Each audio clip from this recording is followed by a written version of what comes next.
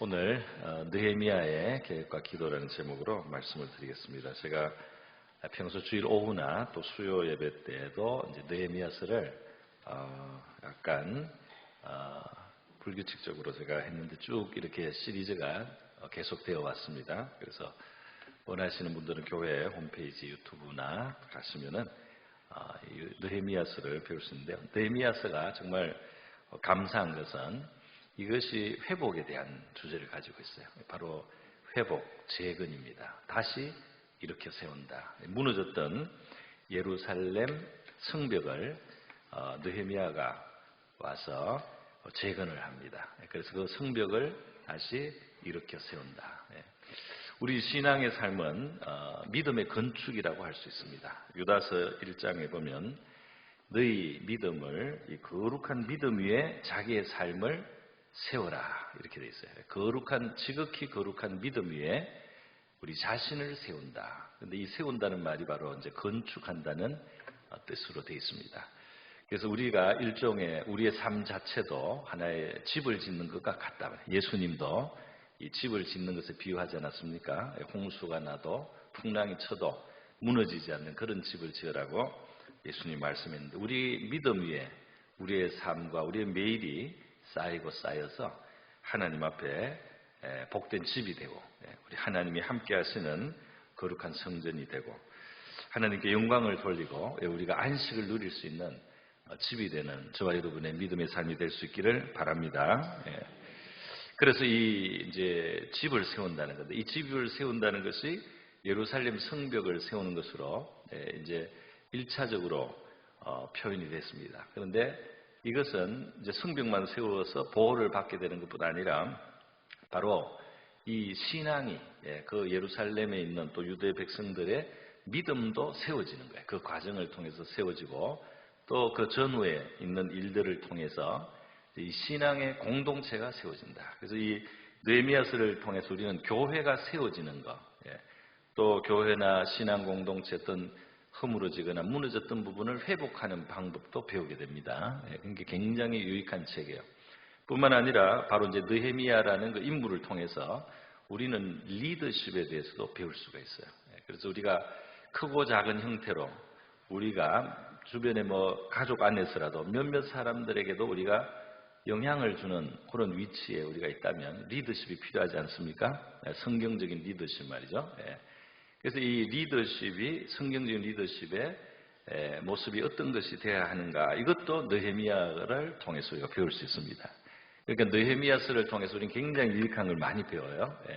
우리의 삶의 재건을 위한, 회복을 위한 원리를, 또 하나님의 나라나 공동체나 교회의 세움을 위한 그 원리를, 또 하나님의 일꾼으로서 우리가 때로는 다른 사람을 인도하는 입장이 될 때, 다른 사람을 이끌어주는 역할을 해야 될 때 어떻게 해야 되는지, 이 모든 것들이 느헤미야서에 있다 이 말입니다. 그래서 오늘 저는 이 느헤미야의 오늘 본문은 특별히 이제 사실은 모든 일이 거의 다 된 다음에 성벽도 재건돼서 그 낙헌식까지 다 했습니다.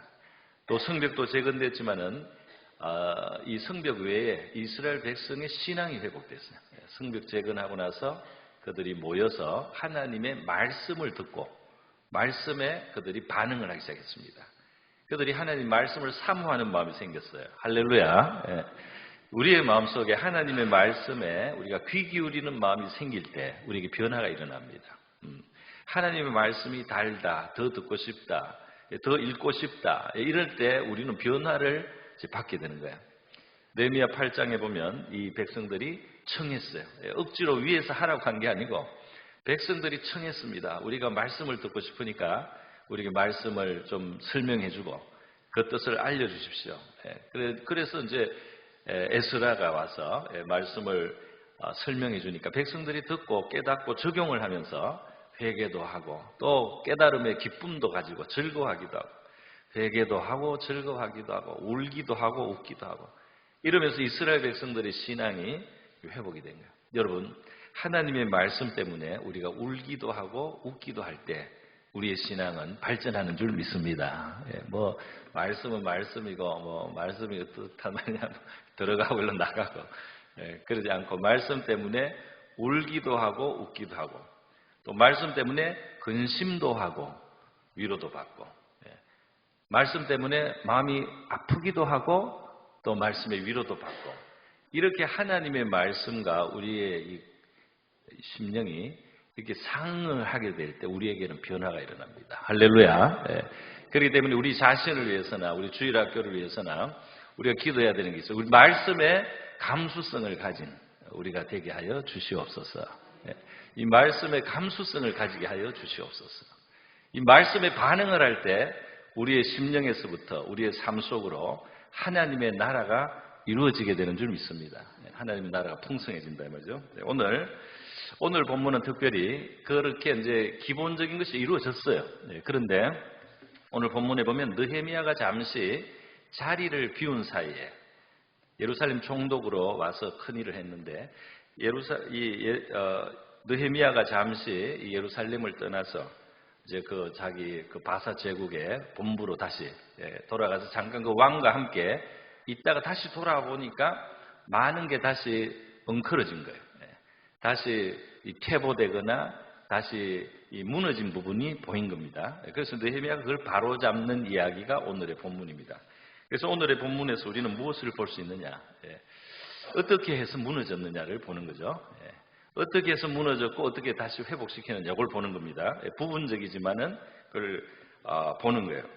마치 우리가 건강하려면 어떻게 하면 건강을 잃는가 그거를 우리가 만약에 이제 알 수 있다면 우리가 어떻게 하니까 건강이 나빠진다, 건강이 무너진다 이걸 알면은 이제 그걸 피하면은 건강을 유지할 수 있는 거잖아요. 오늘 어떻게 하면 이 상당히 건전하게 세워졌던 이 예루살렘이 또 하나님의 성전이 다시 또 약화되고 또 부분적이지만 무너지는가를 우리가 오늘 본문에 봅니다.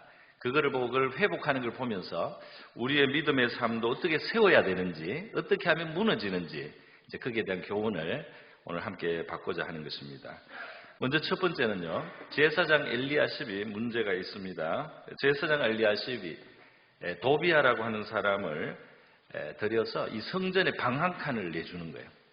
이게 이제 문제입니다. 이게 이제 느헤미야가 이 소환을 받았던 것 같아요. 왕에게 소환을 받아서 지금 바벨론 왕 아닥사스다라고 되어 있는데 사실 이게 바사 제국의 이제 바벨론의 부분이 있어요. 그래서 바사 제국의 왕이면서 동시에 바벨론 왕이기도 한 거죠, 사실은.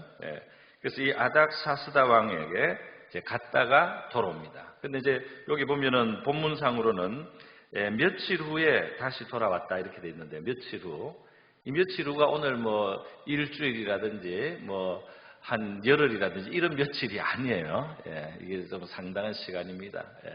이 바사 제국의 수도하고 지금 이 이스라엘이 얼마나 먼냔 말이에요. 거리로 말이죠. 이 여행을 하면 넉 달이 걸립니다. 우리가 본문을 보면 이 넉 달 걸리는 걸로 나와요. 마치 우리 서울에서 베이징, 북경까지 걸어가는 거나 같아요. 말 타고 가거나.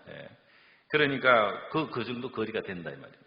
그러니까 얼마나 먼 거리에 그 거리를 뭐 며칠 방문하려고 왔다 갔다 하는 건 아닙니다.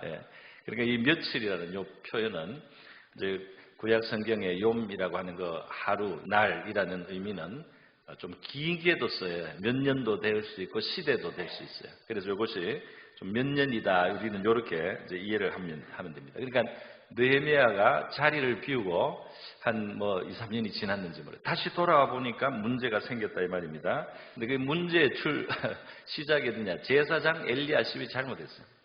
제사장은 사실 굉장히 중요한 중직이고 또 하나님의 뜻을 알고 또 가르치기도 하고 또 제사를 주관하기도 하고 굉장히 중요한 역할을 하는 사람이죠. 그런데 이 사람이 잘못을 했다 이 말이에요.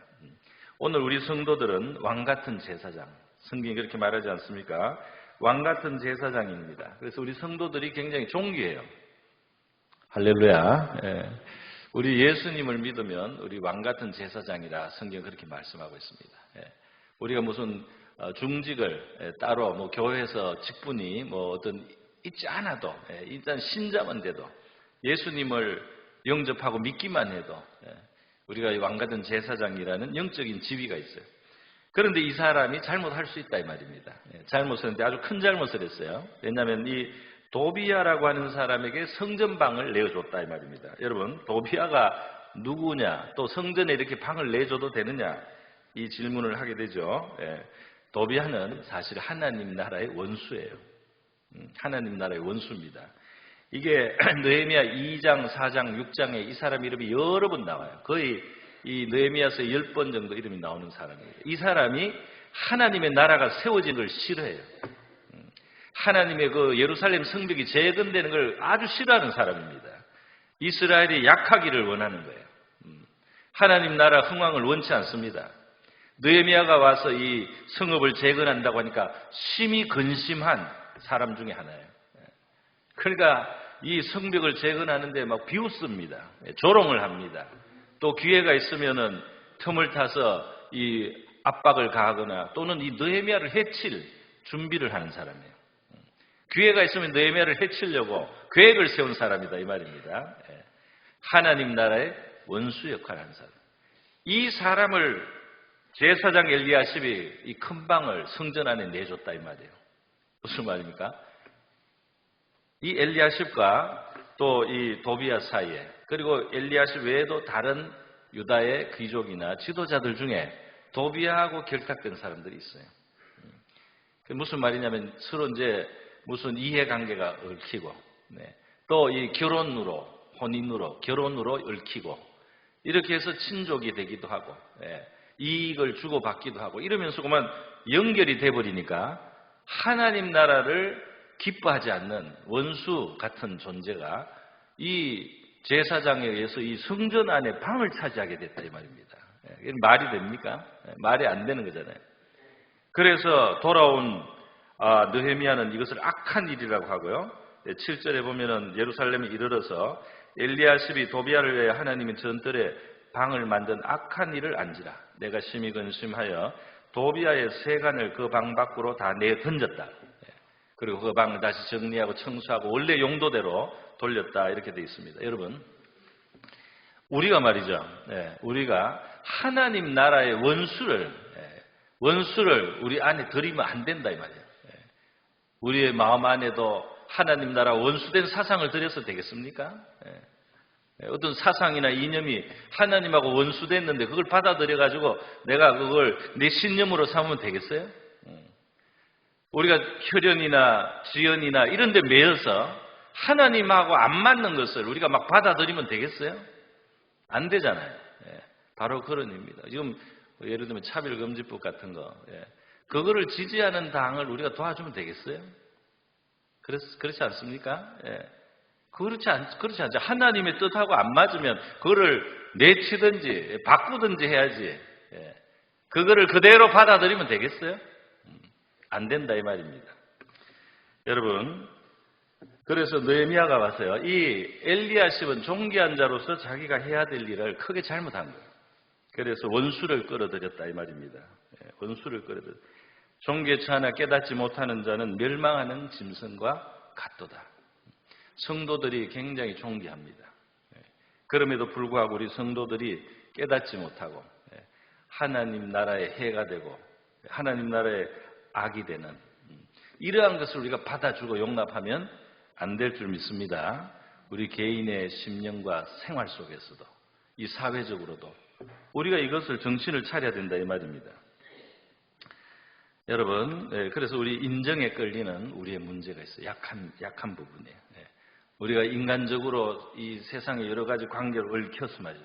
하나님 나라에 위배되게 나가는 경우. 이것은 우리가 절대로 해서는 안 되는 일인 줄 믿습니다. 그건 끊어야 돼요. 차별금지법 이런 거는 제가 볼 때는 정당을 압박을 해야 됩니다. 지지자들이. 나는 이 당을 지지했는데 이렇게 하면 나는 이 당을 떠나겠다. 이렇게 여러분이 압박을 안 하고 그 당에 표를 주면은 하나님 나라를 해치는 것을 받아들이는 거잖아요. 그것을 꼭 바로 할 수 있는 우리가 될 수 있기를 바랍니다. 여러분, 그 다음 두 번째는 뭐냐 하면은 공백의 문제예요. 공백. 왜 이 도비야의 방이 이 성전 안에까지 들어오게 됐느냐? 왜 공백이 생겼느냐 말이죠. 뭐냐면 그 방에 원래 다른 게 있어야 돼요. 그 방이 비었다 이 말입니다. 그 방에 뭐가 있어야 됩니까? 원래는 그 방에 레위인이나 제사장들 또 예배를 위한 이 헌물과 예물들 11조들이 쌓여 있어야 될 방이에요. 그걸 저장하는 방인데 그게 비었다 이 말입니다. 그러니까 그것을 제대로 안 하게 된 거예요. 사람들이. 하나님 앞에서의 헌신이 없어진 겁니다. 하나님 앞에 신앙의 표현과 고백과 경외함으로 드림이 없어지니까 빈자리가 생긴 거예요. 그 공백에 결국은 도비아가 들어오게 되었다 이 말입니다. 여러분, 이 무엇이 비어 있다는 것은 좋지 않아요. 이 하나님이 사람이 혼자 있는 게 좋지 않다. 그래서 옆에다 사람 붙이지 않습니까? 독치하는 것이 좋지 않다. 그래서 옆에 사람을 붙이잖아요. 비어 있는 것은 좋지 않아요. 빛이 없으면 어둠이 그냥 그곳을 지배하게 되는 겁니다. 빛이 들어와야지, 빛이 있어야지 어둠이 없어지죠. 저절로. 마찬가지. 우리의 마음 속에도 여러분의 마음이 텅 비우면 안 돼요. 그죠?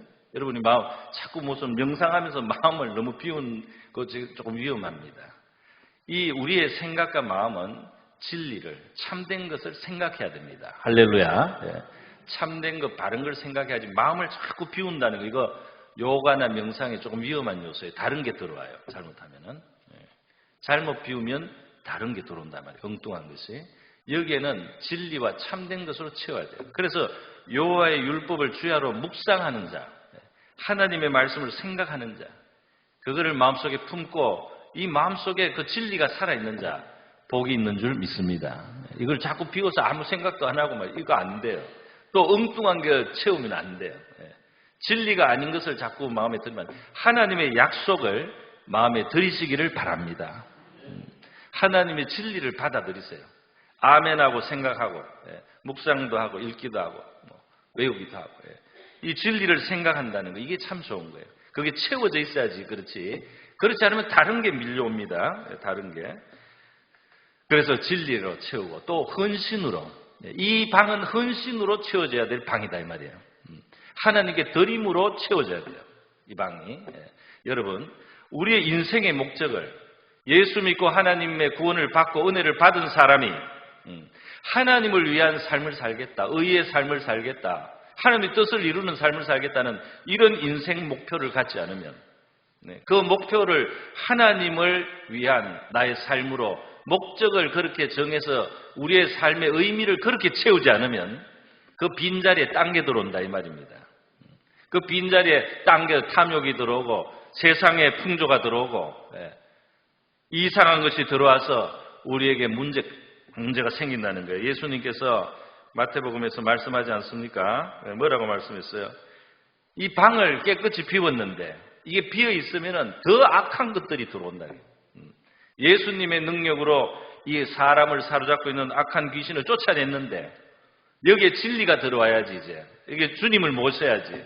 여기 하나님을 첫 자리에 모신 삶으로 이 채워져야 될 삶이 하나님 앞에 드려지지 않고 그냥 비어 있으면 딴 것이 들어와서 지배하게 되는데 아주 형편이 나빠진다 그랬습니다.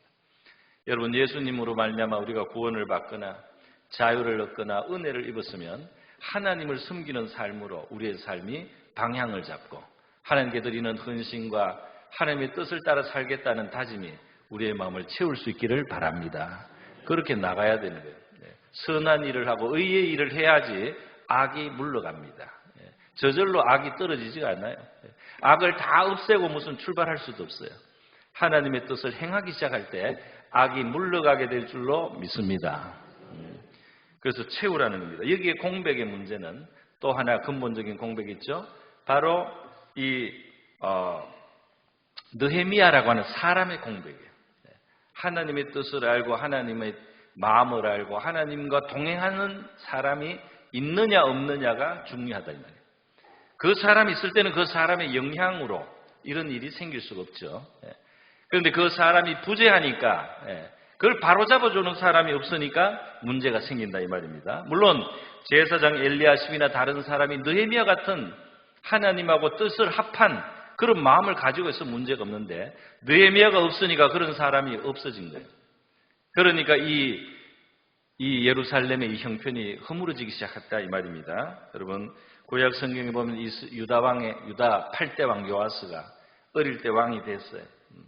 그리고 제사장 여호야다가 아주 그 앞에 악한 아달랴라고 하는 권력을 찬탈했던 북이스라엘에서 내려와 시집 와가지고 그 아주 무자비하게 손주들까지 죽여가면서 유다 7대 왕을 했던 아달랴를 몰아냈어요. 제사장 여호야다가. 그리고 요아스 왕 다윗의 후손을 다시 그 보호했다가 세웠습니다. 요아스가 여호야다 제사장의 가르침을 받으면서 하나님의 뜻을 행했어요. 좋은 시대가 있었습니다. 그러나 여호야다가 죽고 나서 말이죠. 요아스가 좀 그 사이에 스스로 좀 제대로 자리를 잡았어야 되는데 여호야다가 죽고 나니까 요아스가 길을 잃기 시작했어요. 하나님의 도리를 가르쳐주는 사람이 주변에 없으니까 이 욕심을 따라가고 유혹을 따라가고 엉뚱한 말을 하는 사람에게 귀를 기울이다가 그만 악을 행하고 나라에 아주 큰 어려움이 왔습니다. 여러분 우리의 믿음이 부족하다면 믿음이 좋은 분들에게 가까이 하시기를 바랍니다. 하나님을 사랑하고 경외하는 사람들을 친근히 하고 또 이 신앙 공동체를 의지해야 하고 또 붙들어야 되죠. 혼자 어떻게 믿음을 잘 가지겠어요. 그러니까 이 믿음이 있고 바른 것을 알고 하나님의 뜻을 아는 사람들을 친근히 하고 그들을 존중하고 그들을 따르고 그들에게 묻고 배우고 그렇게 하는 그런 일이 필요하다 이 말입니다. 느헤미야와 같은 우리 신앙적인 지도자 또 우리 주변에서 우리를 바르게 이끌어줄 수 있는 사람들 이런 분들과 친근히 하시는 저와 여러분 될 수 있기를 바랍니다. 자, 이 공백이 없어야 된다는 거예요. 이것이 두 번째였습니다. 이제 마지막으로 느헤미야가 도비야를 쫓아내고 그리고 이제 백성들에게 다시 헌물을 드리게 하는 거예요. 다시 11조나 다시 헌물을 드려서 그래야지 그게 레위인들에게 가고 레위인들 중에 제사장도 있고 또 일반 레위인 또 노래하는 자들 여러 가지 성전에서 섬기는 자들 그리고 성전이 정상적으로 기능을 하기 위해서는 이 재정이 하나님의 백성들이 하나님 앞에 드리는 헌신으로 말미암아 이 방들에서 나와야 되는 겁니다. 그런데 지금 그렇게 안 하니까 10절에 보니까 레위인들이 도망을 갔다 그랬어요. 살 길이 없어가지고. 살 길이 없어가지고 그냥 가서 어디 가서 진짜 부쳐 먹고 살려고 자기 일을 못하게 되는 거예요. 몫을 주지 않으니까.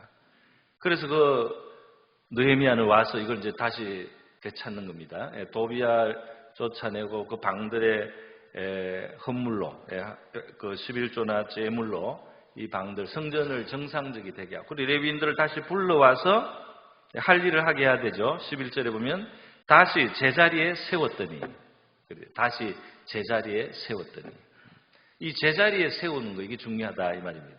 제자리에 있어야 될 게 제자리에 없으니까 문제가 되는 거 아니겠어요? 여러분 이 제자리는 굉장히 중요해요. 성경에 아주 창세기부터 나오는 이야기예요. 뭡니까? 하나님이 이 질서를 잡을 때 제자리를 다 잡게 하는 거예요. 이게 막 엉켜 있는 거를 제자리를 자기 자리를 다 차게 물은 모이고 땅은 드러나고 이 제자리를 다 두면서 이 하나님의 역사가 이루어집니다. 제자리에 안 있으면 문제가 되는 거예요. 우리 자신도 제자리에 있어야 됩니다. 우리가 있어야 될 자리가 있는 거죠. 하나님이 우리를 두시는 제자리가 있다 이 말입니다. 그 제자리에 있어야 되는데 딴 데에 있으면 안 돼요. 아담이 선과학을 알게 하는 나무 실과를 먹고 잘못됐을 때 하나님이 묻잖아요. 아담아, 네가 어디에 있느냐? 너가 어디에 있느냐? 너가 하나님의 뜻 안에 있느냐 지금? 너가 지금 하나님이 말씀하신 그 말씀의 도리 안에 있느냐? 거기에 벗어나 버리니까 문제가 생긴 거잖아요. 갈등이 생깁니다. 부끄럽습니다. 나무 뒤에 숨어야 됩니다. 뭔가 하나님하고 거리가 자꾸 생깁니다. 여러분 하나님의 뜻에 부합하는 자리에 있는 저와 여러분 될 수 있기를 바랍니다. 정말 복 있는 사람은 악인의 길을 쫓지 않고 죄인의 길에 서지 않고 오만한 자의 자리에 앉지 않는다 그랬어요. 그 길에 있어서는 안 된다 이 말입니다. 그 자리에 앉으면 안 된다 이 말입니다.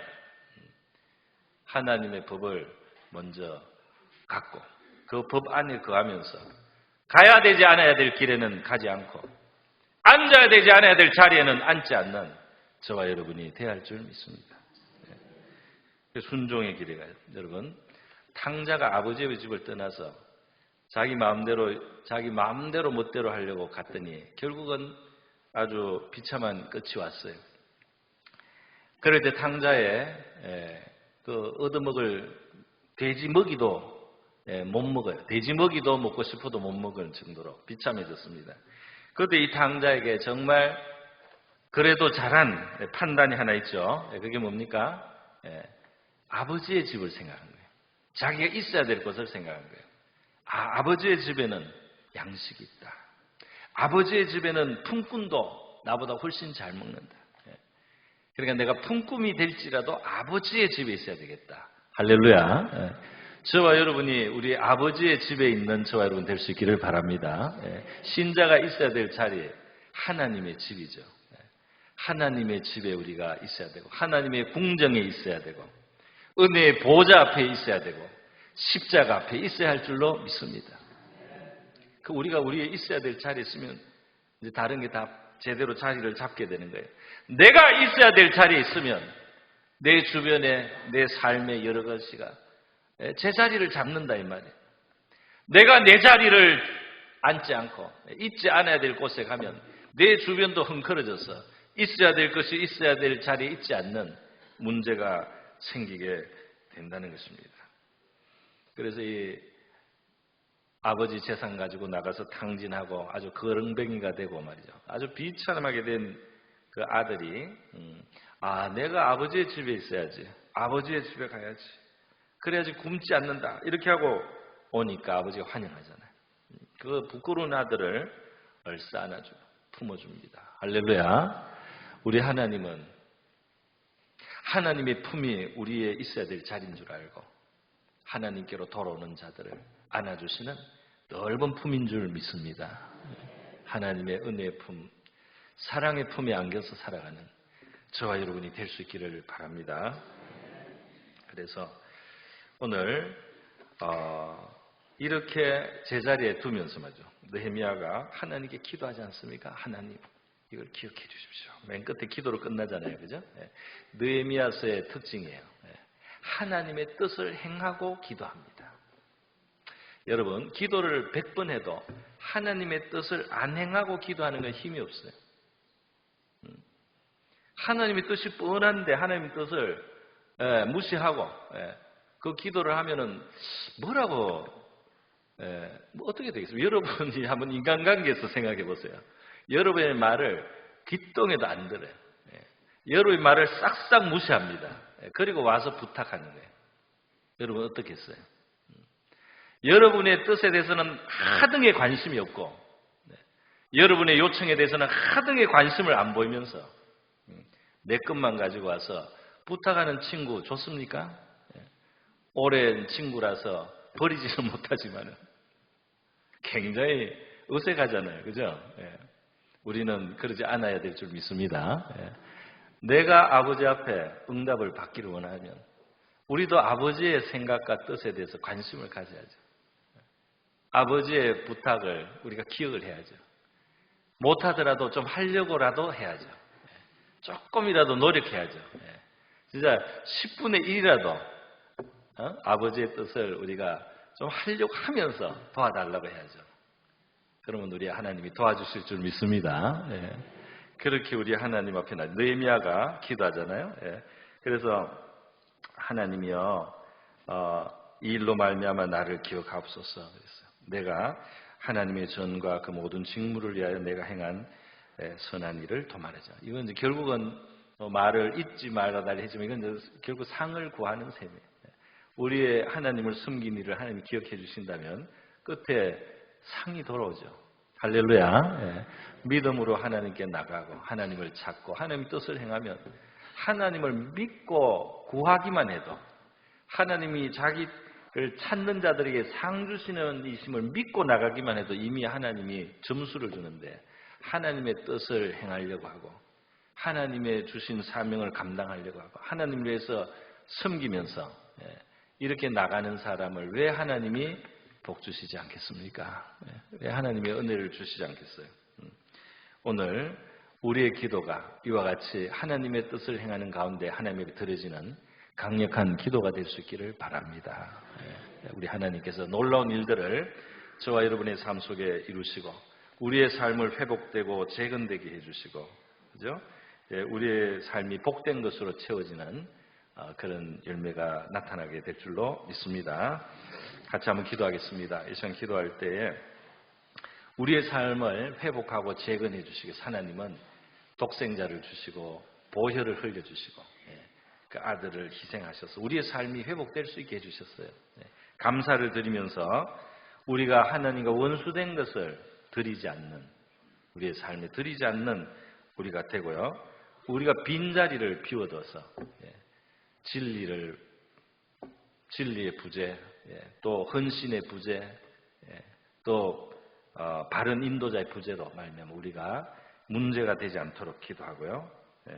그 모든 것이 제자리에 서고 내 자신이 하나님 앞에 제자리에 서서 우리의 삶이 제자리에 세워지는 우리의 삶이 되게 해달라고 다 같이 한번 기도하겠습니다. 기도합니다.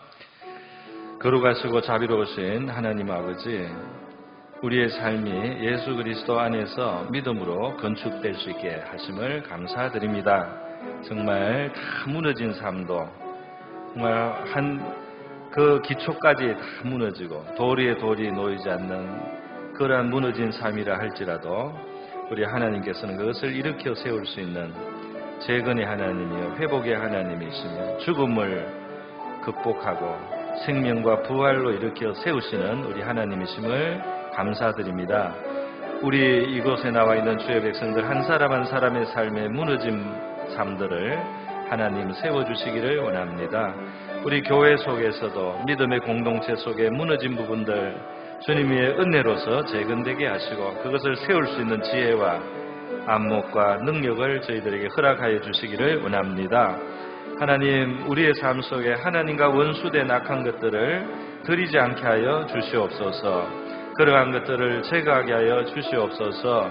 우리의 마음과 삶의 자리를 빈자리로 공허하게 버려두지 않게 하시고 하나님의 진리로, 약속으로, 하나님의 말씀으로 채우는 우리가 되기를 원합니다.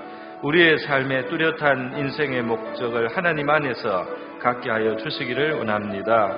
우리의 삶이 하나님 앞에 의의 도구로 살아갈 것을 다짐하며 우리의 인생의 목표를 가지고 살아가는 우리가 되기를 원합니다.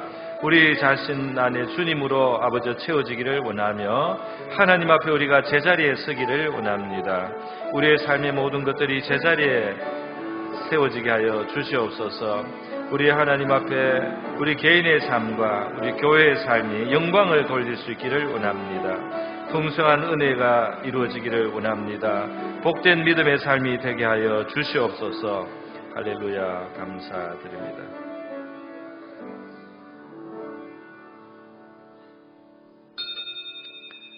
거룩하시고 자비로우신 우리 하나님 아버지, 저희들의 삶이 비록 무너질지라도 예수 그리스도 안에서 재건되고 새롭게 세워질 수 있는 하나님의 놀라운 은혜가 있음을 감사드립니다. 무너진 개인의 삶이나 교회의 무너진 부분들 우리의 하나님의 은혜 속에 재건됨을 저희들이 믿사오니 우리 주님 앞에 우리가 의지하고 나와서 회복되는 삶이 되게 하여 주시옵소서. 하나님과 원수된 것을 우리의 심령과 삶 속에 이 사회 속에 용납하지 않도록 도와주시기를 원합니다. 우리의 마음과 삶의 자리를 공허하게 비워두지 않게 하시고 하나님의 진리로 채우게 하시고 하나님의 말씀으로 채우게 하시고 우리 인생의 바른 목적으로 우리가 우리의 삶의 방향을 잡고 살아갈 수 있게 하여 주시기를 원합니다. 우리 자신이 하나님 앞에 제자리에 서기를 원합니다. 우리가 하나님 앞에 제자리에 서므로 우리의 삶의 모든 부분들이 제자리를 잡게 하여 주시옵소서. 하나님 아버지께 영광을 돌리며 믿음의 복되고 풍성한 삶을 살아가는 저와 우리 모든 성도들 되게 하여 주시옵소서. 고마우신 예수님의 귀하신 이름으로 기도드립니다. 아멘.